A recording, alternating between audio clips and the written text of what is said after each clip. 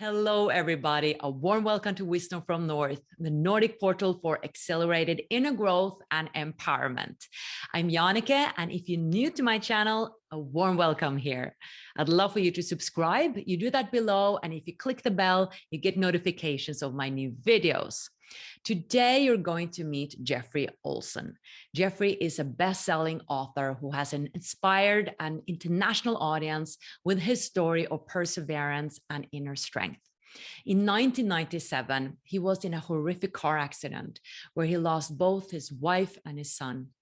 He also had a profound near-death experience that gave him insights that is not common in today's world. And you can watch the interview I did with him about this in the link below. Now, Jeffery is also one of our masterclass teachers in Wisdom from North membership, where he teaches the class True Connection through Indigenous Spirituality.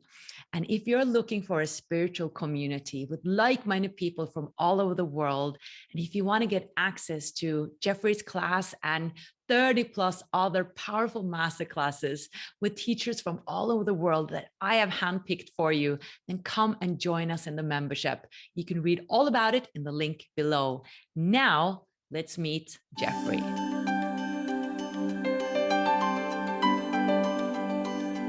Hello, Jeffery. How are you? A warm welcome. Oh, thank you, Jannike. It's so good to be with you again and so good to see you. And I'm doing well. I'm very well. So thank you. I'm very excited to connect with you again. We have actually met in Oslo physically. It's amazing because I do so much online. A couple of years ago, you came to Oslo, you were traveling around, and I interviewed you on stage on your near-death experience.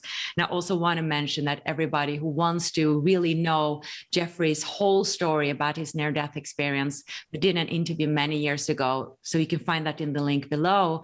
And I'm very excited also about your masterclass, Jeffery, because I know you have a passion for Indigenous, Native American Indigenous culture. And I do too. So when you said that, this is what I want to talk about, I was like, yes, I've been waiting for this. I've been longing for this, because in my search, I felt that, I either want to go to India or I'll go to a tribe and meet the Native Americans to learn from them. And I've gone to India, so I'm yet to learn from Indigenous cultures. So we can learn a lot today. And I'd love for you to share a little bit about what led you that way. And I know that it actually, as a young child, this culture sparked an interest within you. So let's start there. Oh, it did. I don't know where it comes from. I'm not Native American. In fact, my DNA, I'm mostly Norwegian. My ancestors come from Oslo, Norway. But yeah, even as a child, we had a small family farm. We had, it could have been a big family farm, I suppose. We had 120 cows and horses, and it was a small family farm. However, it was my father and my brothers, and we had a man come on to the farm who was a Native American man, and he worked with horses, and he was a master horse whisperer, and I was probably about 12, 13 years old, and that was my introduction to this spirituality. He did it so much differently. My father would tie the animal up and get a saddle on it and teach it who was boss. Ben, this Native American man that came onto our land and worked with the horses, he did it energetically. He did it where he was literally creating trust, never attempting to conquer the horse, but to become one with it. And that was a very powerful thing in my childhood. And then you had this accident and an out-of-body experience and a near-death experience. And from what I understand, you started to search for some answers through religion, Christianity, and all spiritual directions. And you were pulled towards this Native American Indigenous, spirituality again. Oh yeah, it's beautiful. Now I grew up in a conservative Christian home, and I still embrace my Christian roots. We're so funny sometimes as humanity about religion. Well, I can't be this and that. I have to be this or that. And my near-death experience just expanded my heart, I suppose, where I was open to truth and love and peace wherever I could find it. And that was an interesting experience because, I dove deeper into my own Christian faith. I looked into Buddhism. I looked at Islam. I looked into ancient Egyptian things and Hinduism and, all the different major religions of the world. But in a roundabout way, I ended up with some medicine men and women, some shamans, as they call themselves, up in a little town called Lava Hot Springs in Idaho, north of where I live, but up in the Rocky Mountains. And after spending just one day there, and there was only a few of us, and I had never written my book, I had never spoken publicly about my near-death experience at this point. I was just a man in the workshop. But the head shaman came up to me at the end of the first day, and it was a woman, and she came, she'd done a lot of work in Peru and in Central and South America. She had worked with the Hopi, tribes down in Arizona and in that area. But she looked at me, and again, I was just one of the attendees, and she said, "You've been there." And I said, "I've been where?" "I've been in your workshop all day." And she said, No. You've been to the world of spirits and come back." And I was just shocked because there's no way she could have known that. And I even was inquisitive, "Well, what makes you say that?" And she said, "I can see it.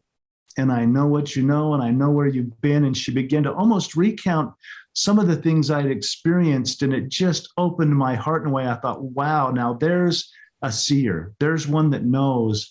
And I ended up spending 7 months in her mentorship, or 7 moon cycles. It was all based on the cycles of the moon, learning something they call the Muniki, which is an ancient word that means love, but it's an indigenous way of spirituality that really encompasses so many things. And it's one of my spiritual practices to this day that I embrace and love.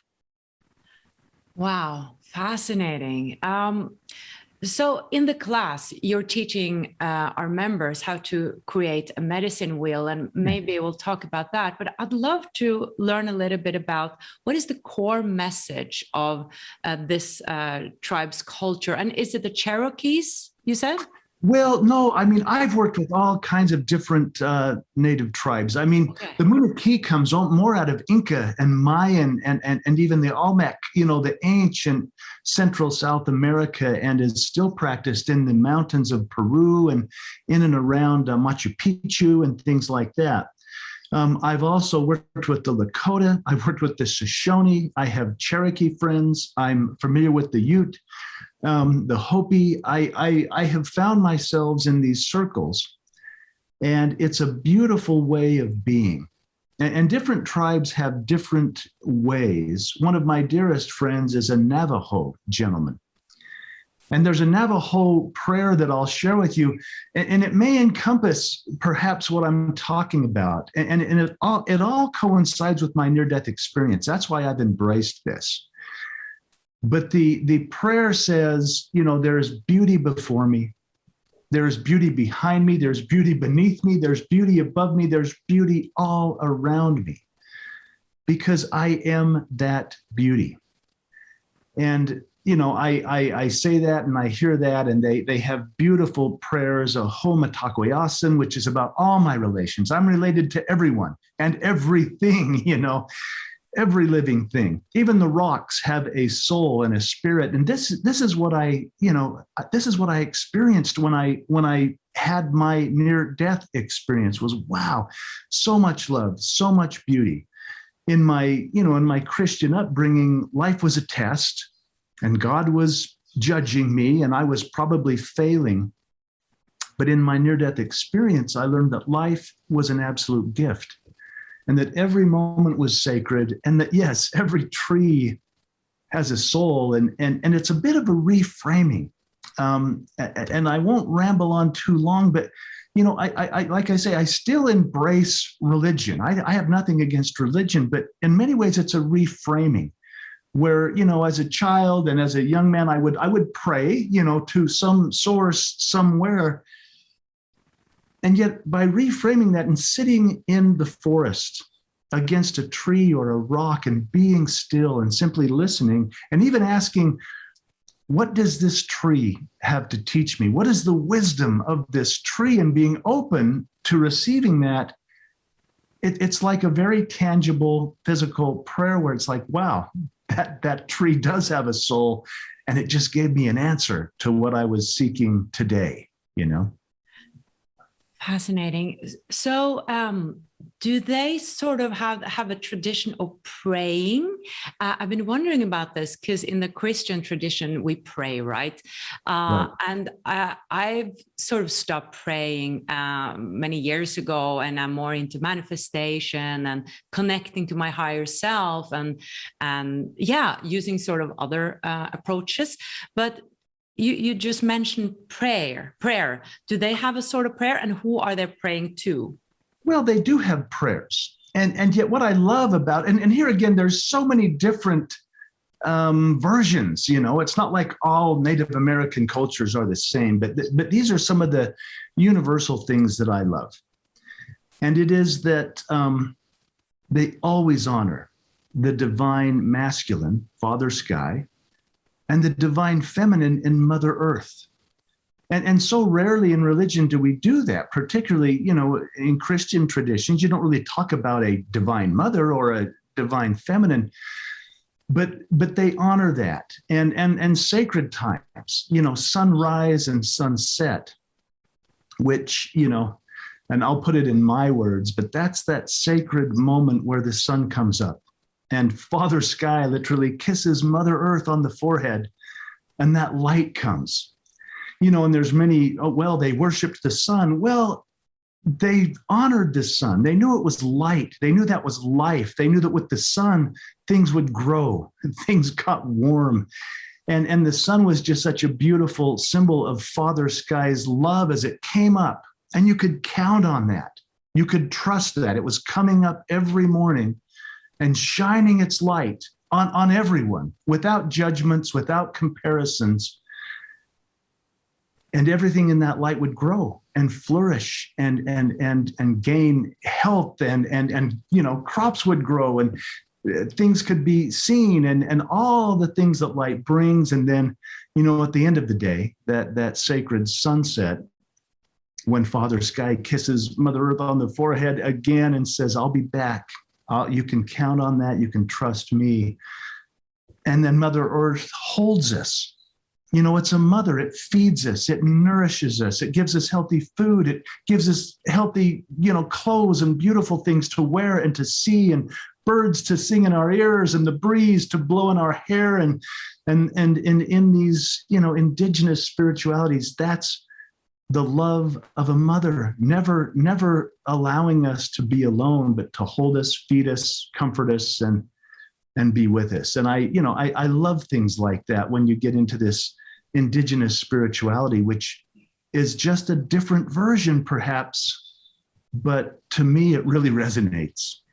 Oh, yeah. It seems like they're living in a state of gratefulness, actually. Yeah. Yes. And that's what, a lot of people speak about now: gratefulness, thankfulness, move into it and have powerful results with it. Many are using it as a technique at start, and then you just start to feel more grateful. And the word honor, I find that so beautiful. And so it seems like when that leads to happiness, right? Being gratefulness. Yeah. Oh yeah, gratefulness. I mean, I've looked at human people have measured the emotions, and it's way over my head scientifically, but the lowest vibration for human, biological vibration is shame. Shame and guilt are at the bottom of the spectrum. And at the top of the spectrum are gratitude. Gratitude is the highest vibration, and love is just under that, So it's interesting to see when we step into these ways of being. In fact, this is another thing my beautiful Navajo friend taught me. Every morning when he watches that sunrise, And I suppose you could call it a prayer, but he says, thank you for this day I've been granted. Thank you for this beautiful gift of this day. And what will I do in this day? You know, to be my contribution in this beautiful world and to the people around me. And, you know, there's another thing where the tradition is they're simply here to tend the garden. They're simply here to take care of the earth, to take care of each other, and to be grateful for all the gifts that come into their life in that sacred moment of now. It's a beautiful thing. Yeah, so beautiful. I've heard somewhere that these tribes often have different, or the people in the tribes have different roles, in a sense that the shamans is looking at the children and picking out the children or assign them to different roles, like you're going to be the medicine man, or you're going to be the hunter, or at least that was the way it was many years ago. Yes. And so that they saw, you know, the qualities and sort of the purpose for the child. And I am so passionate to speaking about purpose, because I think that when we're children, we are our natural selves, and there's something we're inclined to do, and then life happens and we forget all about it. So yeah, is this the way it is? Well, it certainly used to be. Now, you know, this is one of the heartbreaks of what has happened to this indigenous culture. It is heartbreaking to even discuss what happened when the Europeans came in, what the United States government did to the indigenous people here is horrific. And we're not going to lower the vibration into all that today, but we should recognize it. And we should acknowledge, you know, what happened, that a culture was nearly crushed out, that a people was nearly destroyed. And to your question, yes, the tradition was a vision quest. And it wasn't just an assignment. You know, the young man or the young woman would go on a vision quest. And we don't do that in our culture here in the United States, but where you go out into the wilderness, or you go out and really seek, what is my purpose? What is my role? What do I bring to the tribe or to my people that is unique and of value? You know, and I suppose we might pick a job. Well, I'm going to do this job. But in the indigenous cultures, it was a spiritual vision quest. Where do I belong?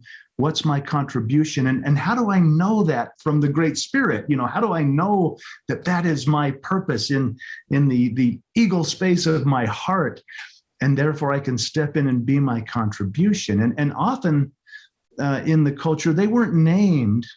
You know, they might have a name they were called, but their name came based on how they stepped into this role, or they earned a name. They earned a name. And I'll share this briefly, but the names are so beautiful. One of the premier, chiefs in history is a fellow named Chief Joseph.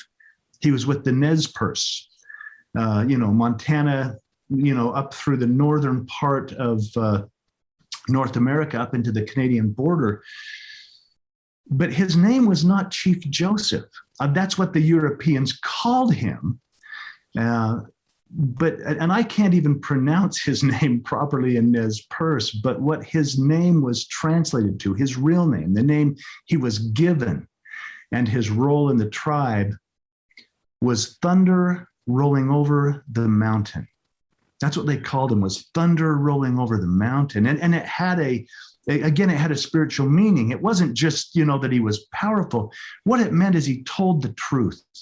When he spoke with such power that it was like thunder rolling over the mountain. And so, I embrace those things, and I just think, wow, what a beautiful way of being, to be called what your contribution to the tribe is, and then live that in your majesty, even if that is, well, I'm going to be the maker of baskets, or everything was honored. There was no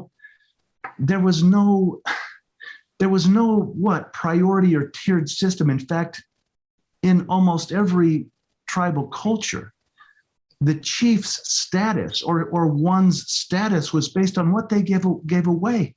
It was based on their generosity, not on what they acquired, but what they gave away. Just another beautiful way of being and gratitude and of generosity. Wow, that is so inspiring. I feel so drawn to this, and I believe I've had a few lives as a former Native American woman or man. Yeah, I Yes. think it's so beautiful. And the vision quest, wow, I'm going to remember that word. That's so powerful. I really believe that that's what life is, or a part of life is about, is actually to step into your purpose and find it or discover it. Over to medicine wheel, because that's what you're teaching in the masterclass. What is a medicine wheel and what can it do for us? Well, the medicine wheel is a beautiful thing, and I'll be as brief as possible. And certainly, listen to the master's class. And I go up onto a medicine wheel that's been created here near my home. I mean, I can get there in about 6 minutes from my front door. You've probably heard of labyrinths. I mean, labyrinths are all over the world. Medicine wheels are all over the world too, especially in North, Central, and South America. But I call it meditation in motion. You walk the medicine wheel, and different tribes, again, different cultures have different meanings. But I build mine based on the Lakota tradition. The Lakota, and they have 7 sacred directions, but it honors the directions of the compass: east, south, west, and north, but each have an animal archetype. They have an herb, they have an element. In other words, east is the element of air, south is the element of water, west is the element of fire and the sunset, and north is the element of earth, that grounding foundation. And I won't carry on, that's all in the master class. But as one walks the medicine wheel, they're honoring their life. And Lakota have 36 stones in a medicine wheel. But the basic directions are the 4 directions of the compass. But then they also have the earth, beneath your feet. Walk softly upon the earth, which is the direction of Mother Earth, or down.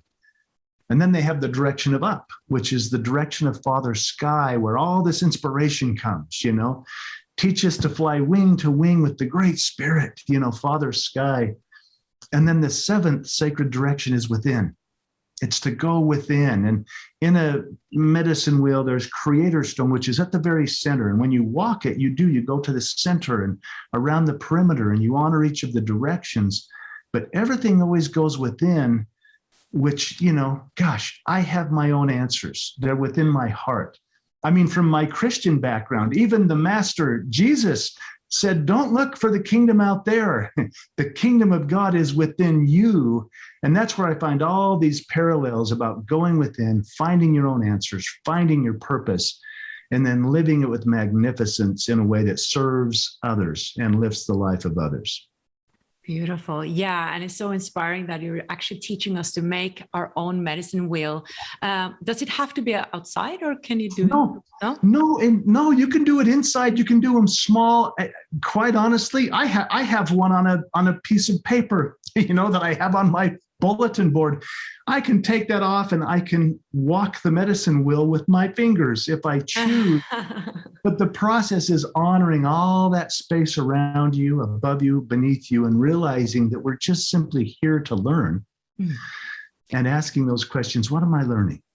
Aside from the judgments of what's right and what's wrong and what they did, what they said, what I did, what I said, but getting to what am I learning and what brings me closer to that Creator, the Great Spirit, God, whatever name you want to put on it, the universe.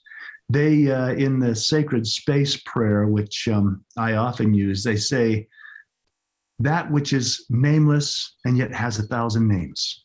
And I think that's it's all there is. It's all there is. And it can be honored in whatever way an individual chooses that brings them closer to Source, to the Creator, in a beautiful way.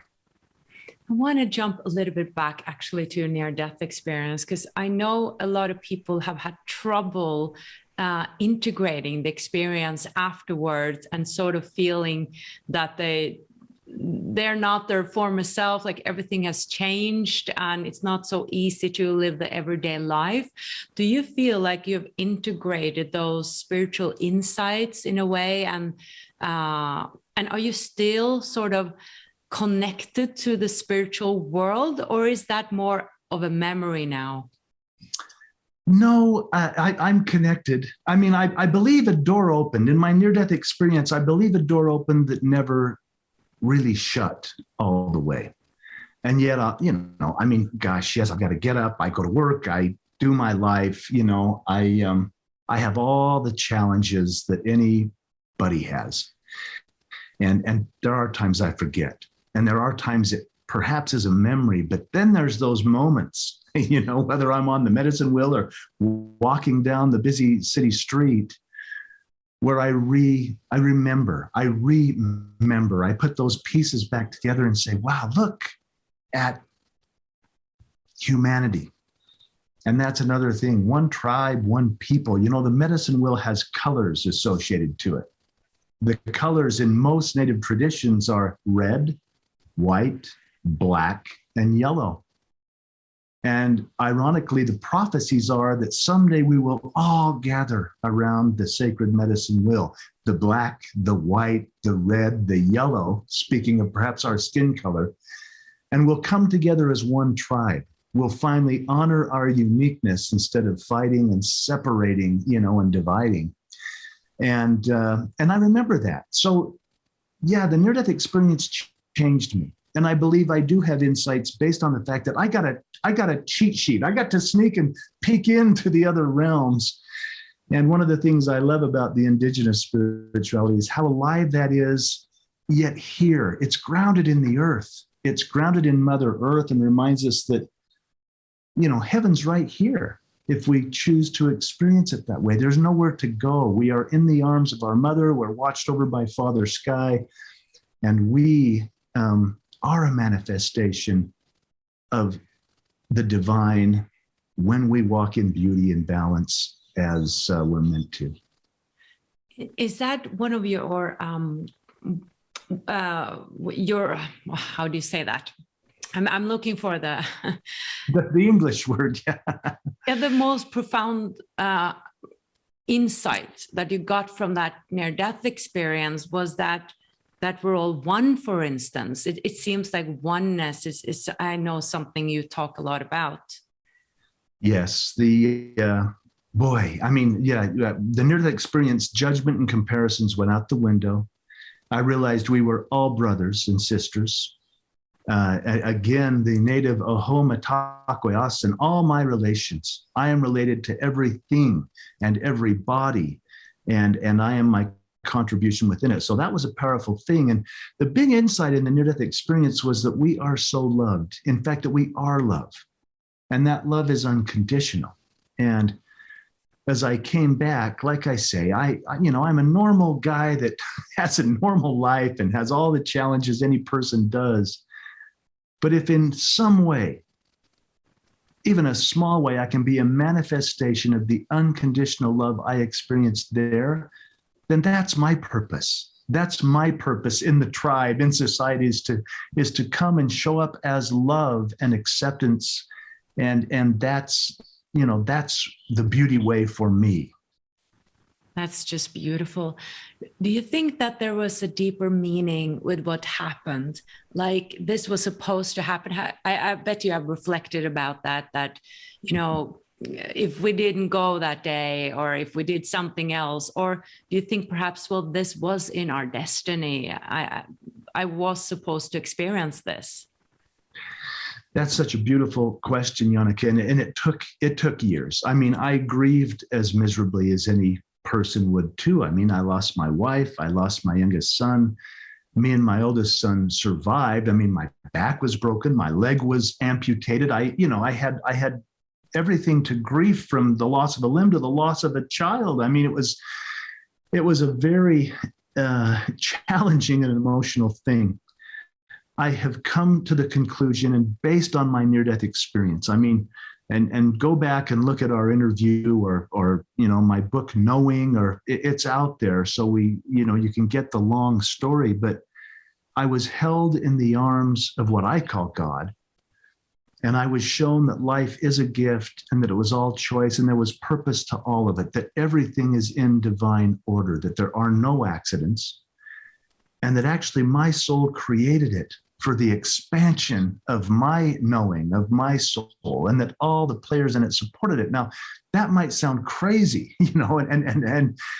and it did. I mean, it's been 24 years now since the accident. And I processed it for almost a decade.